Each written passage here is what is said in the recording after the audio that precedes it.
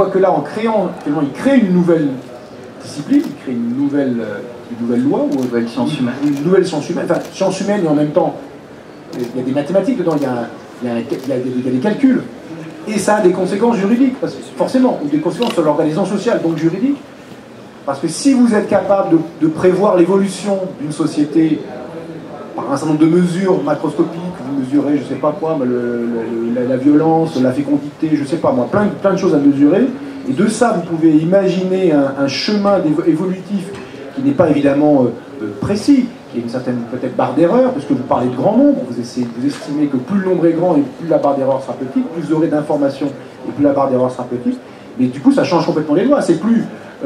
mais c'est même il y a une sorte de prédictibilité du comportement social. Par conséquent, c'est même une négation de la loi, c'est-à-dire que la psychohistoire en vient finalement à rendre toute loi déterministe.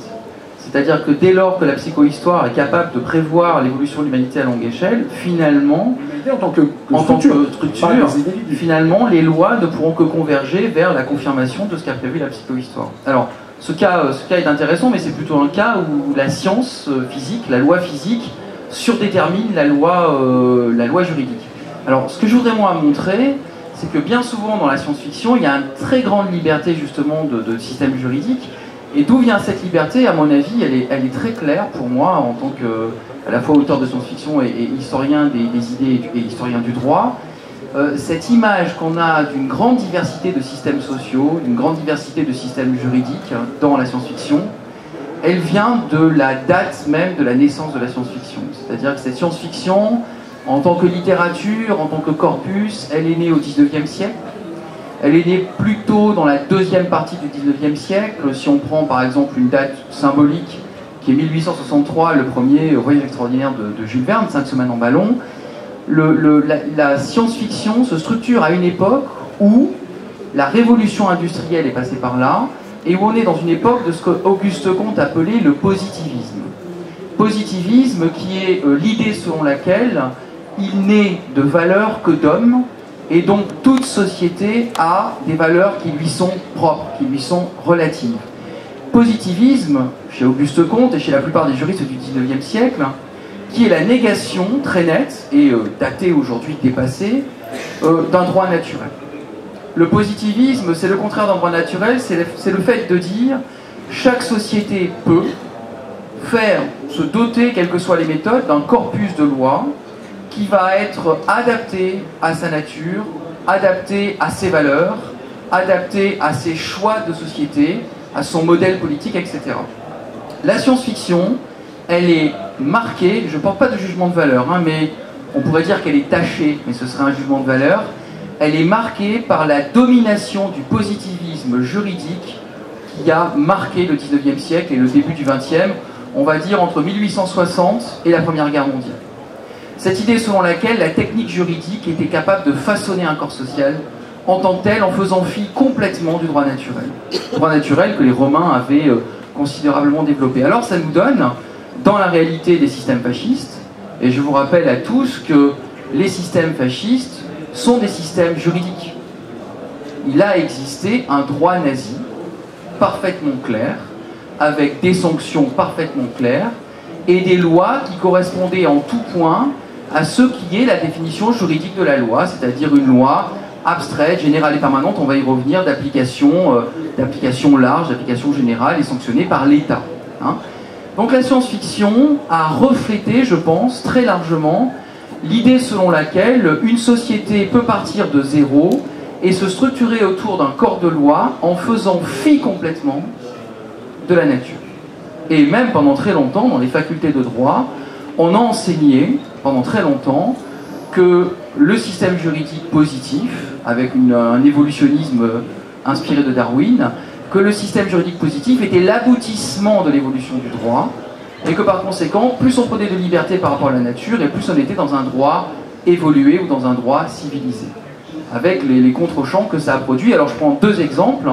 Fahrenheit 451 de Ray Bradbury, qui est une œuvre magnifique, et qui montre un système juridique dans lequel toute culture est balayée par un système de loi pénale très strict, où les pompiers sont en quelque sorte la police de la pensée. Autre exemple, Orwell, George Orwell, 1984 aussi, avec une sorte de codification minimaliste dont les trois maximes, hein, l'ignorance c'est la force, la paix c'est la guerre, etc. Ça, c'est quelque chose aujourd'hui qui n'existe plus. Je pense que la science-fiction est le reflet de la société, et cette idée selon laquelle les lois juridiques pouvaient s'affranchir complètement de la nature est dépassée. L'un des précurseurs, je crois, c'est Frank Herbert.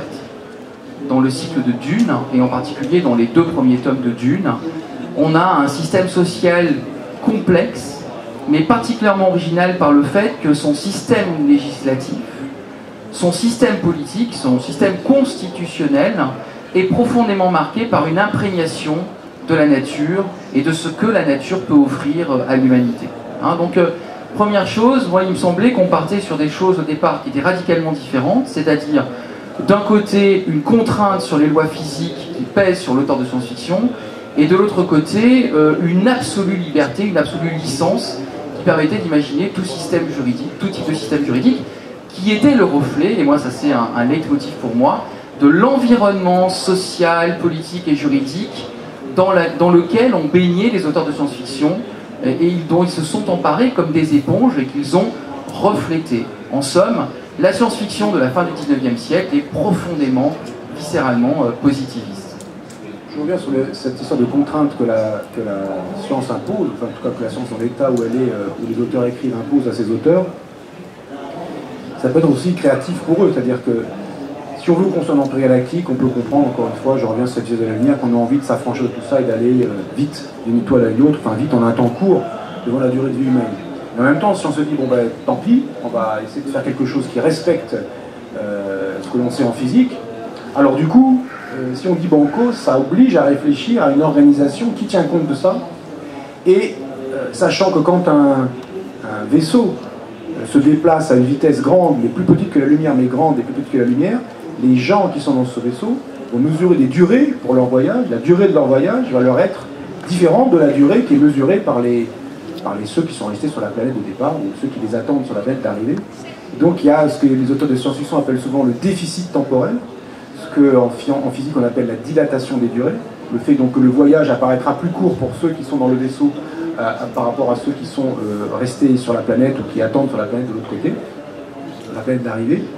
Et bien il y en a qui jouent avec ça et qui imaginent un système politique où justement les sénateurs, les représentants des planètes, sont en déficit temporel permanent et eux peuvent, contrairement à ce qui se passe pour nous, ceux qui sont les responsables politiques de ces planètes peuvent vivre beaucoup plus longtemps que les citoyens de ces planètes, en ce sens que eux, ils sont constamment en train de se déplacer à grande vitesse et plus petite que celle de la lumière, constamment en déficit temporel, et se retrouvent à pouvoir finalement transcender. On a les responsables politiques, alors je ne sais pas si c'est une bonne solution dans la vraie vie, mais les responsables politiques vivent beaucoup plus longtemps, entre guillemets, peuvent agir beaucoup plus longtemps que les citoyens ou que les sociétés dont ils ont la responsabilité.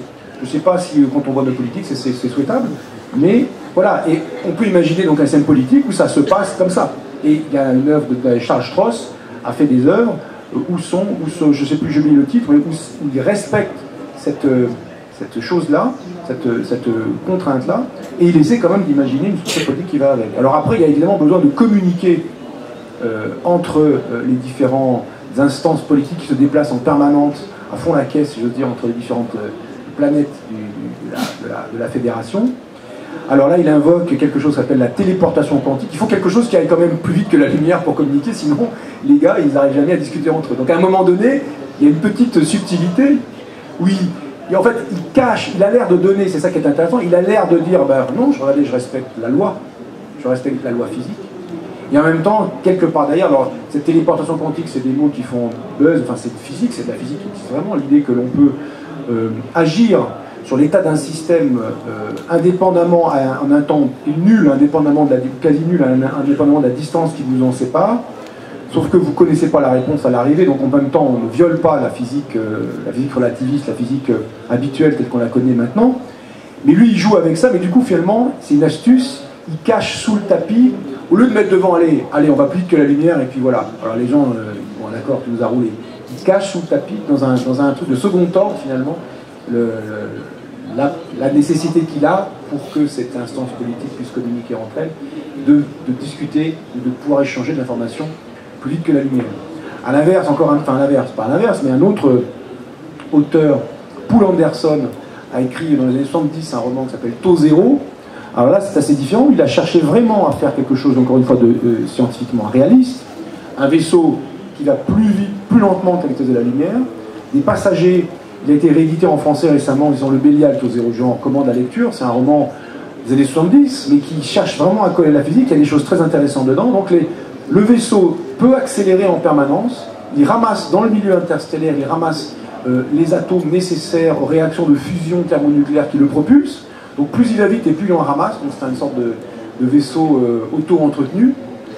Mais le système qui lui permet de décélérer et de s'arrêter pour arriver à son objectif tombe en panne et le vaisseau est condamné à accélérer en permanence.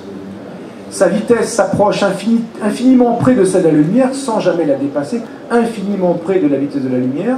Et donc ce que les auteurs de science-fiction appellent le déficit temporel, la dilatation des durées, devient infinie. Alors lui, le taux dont il parle, cette lettre grecque taux, représente le temps propre, le temps des passagers du vaisseau. C'est la notation qu'utilisent les physiciens pour désigner le temps propre, celui des passagers du vaisseau. Et ce temps propre tend vers zéro, c'est-à-dire que quand eux, il leur passe une seconde, eh bien il s'est passé des millions d'années pour la Terre, et on voit toutes les conséquences que ça implique. Et c'est là où c'est intéressant, c'est qu'il accepte la contrainte. Alors évidemment, il a un vaisseau qui est un peu curieux, qui peut accélérer tout le temps, ce qu'on ne sait pas faire. Et si on prend ce vaisseau, donc il pousse un peu quand même la physique dans ses retranchements de ce côté-là, pour dire le mot, mais le vaisseau va toujours moins vite que la lumière, et en même temps, il envisage des conséquences de ça. Il va moins vite, mais il accélère tout le temps. Et autrement dit, il s'en rapproche infiniment près. Le temps propre des passagers du vaisseau devient extrêmement la dilatation des durées. Le rapport qu'il existe entre le temps propre des passagers et le temps des terrestres tend vers l'infini, ou l'inverse tend vers zéro. Taux zéro. Et donc, il se retrouve à réaliser, bon, on est en panne. Bon, d'accord, on n'en peut plus décélérer. On va réfléchir comment réparer ça. Et au bout de 3 semaines, ils se disent, on n'a toujours pas trouvé la réponse. Il y en a un qui réalise, mais en 3 semaines, il s'est déjà passé 20 000 ans sur Terre. Si on freine et qu'on revient, on est foutu. On n'est déjà plus dans le temps où nous sommes partis. On a fait une manière de voyage dans le futur, avec un voyage tout à fait pertinent, mais qui est avec un aller simple. On ne pourra pas revenir dans leur passé. Et puis, au bout de 3 semaines, c'est pas réglé, et puis ils se rendent compte qu'à la fin, tellement leur accélération, leur vitesse approche tellement de celle de la lumière, qu'ils se retrouvent dans une situation où chaque seconde qui passe, ce sont des milliers, des millions d'années qui se passent sur Terre. Donc je ne vous dévoile pas la fin du roman, évidemment, c'est intéressant. Ils se retrouvent à vivre en un temps humain des échelles cosmiques, des échelles de temps de milliards d'années. Donc là, voilà, on voit où une contrainte, si on la respecte jusqu'au bout, c'est un peu comme l'Oulipo, comme la littérature à contrainte. J'ai l'Oulipo parce que ça me tombe sous le sens, mais si on s'impose des contraintes, je veux 12 pieds par vers et des rimes à la fin. Bon, ben, ça fait quelque chose qui, en imposant une contrainte, peut ouvrir des espaces de créativité. Donc, les lois de la physique, évidemment, contraignent. La physique contraint, on ne peut pas faire n'importe quoi si on veut la respecter. Mais en même temps, si on se décide de la respecter jusqu'à un certain degré, parce que, évidemment, on est dans l'imaginaire, évidemment, à un moment donné, on ne peut pas être cohérent parfaitement, parce que sinon, les vaisseaux qui accélèrent tout le temps, on ne sait pas les faire. On ne sait même pas comment on fait la machine. Mais, donc à un moment donné, on se permet la licence poétique, mais n'empêche que si on essaie d'accumuler le maximum de contraintes, on peut néanmoins avoir une liberté créatrice dans ce cadre-là.